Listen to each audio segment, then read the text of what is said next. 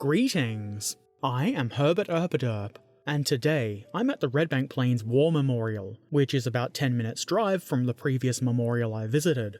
Conveniently close. As the name would suggest, you'll find this in the suburb of Redbank Plains, on Morton Avenue right next to the library, which is convenient if you would like to borrow a book or have somewhere quiet to sit for a bit. The surrounding area is mostly parkland and sporting fields. If you do want to visit this memorial, driving is the best bet, and you can park in the library's small parking lot. Unfortunately, public transport here isn't very good. As you can see, the memorial itself is surrounded at the rear by a semicircle of garden, which is nice and clearly maintained. The memorial itself is a bit more modest than the handful of things down at Redbank, but it's no less interesting and important. Also, here's a bit more of a look at some of the fields and the side of the library. There's a toilet along here if you happen to need it. As I understand it, this memorial is significant in that it's the only one of its type in Queensland. The information I have says that this is sculptured concrete, and I'm no rock surgeon, but it doesn't really look like concrete to me, except of course for the base. I don't suppose that really matters though. There's a flagpole here, but no flag today. That's not a complaint, of course. In Australia, we don't really worship the flag like in some other places. The inscription next to the four heads is easy enough to read. It lets us know that this memorial is dedicated to all members of the armed forces who served in all wars and campaigns. The heads depicted represent a woman service person, a sailor, a pilot, and a soldier. An interesting feature is that the soldier has a real rising sun badge set into his slouch hat. This isn't immediately obvious when viewing from a distance, but I think it's a really cool little feature. And I have to be honest, I'm kind of surprised that it's still there, but I am glad that it is.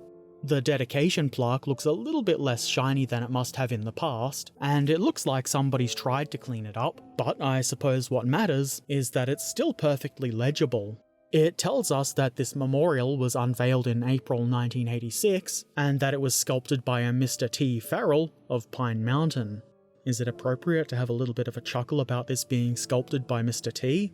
I think so. I think, even though it's not Anzac Day anymore, that it's appropriate to have a minute of silence out of respect for the men and women this memorial is dedicated to.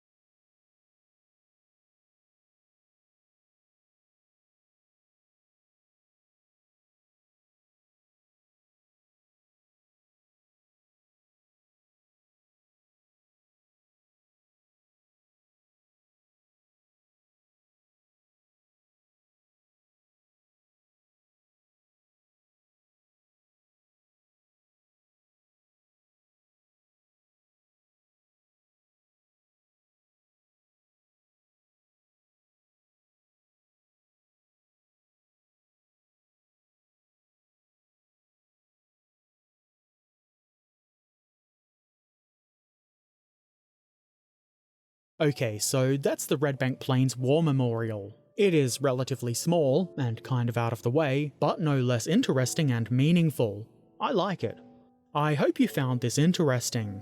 If you have any questions or comments, feel free to leave them in the comment section below. And if you haven't done so already, why not subscribe, follow, ring the bell, become a patron or YouTube member, or just come say hi on Discord or Twitch. Links to all of the things I do are in the description below, and as always, I shall return soon, so until then, be excellent to each other, and thanks for watching. Farewell.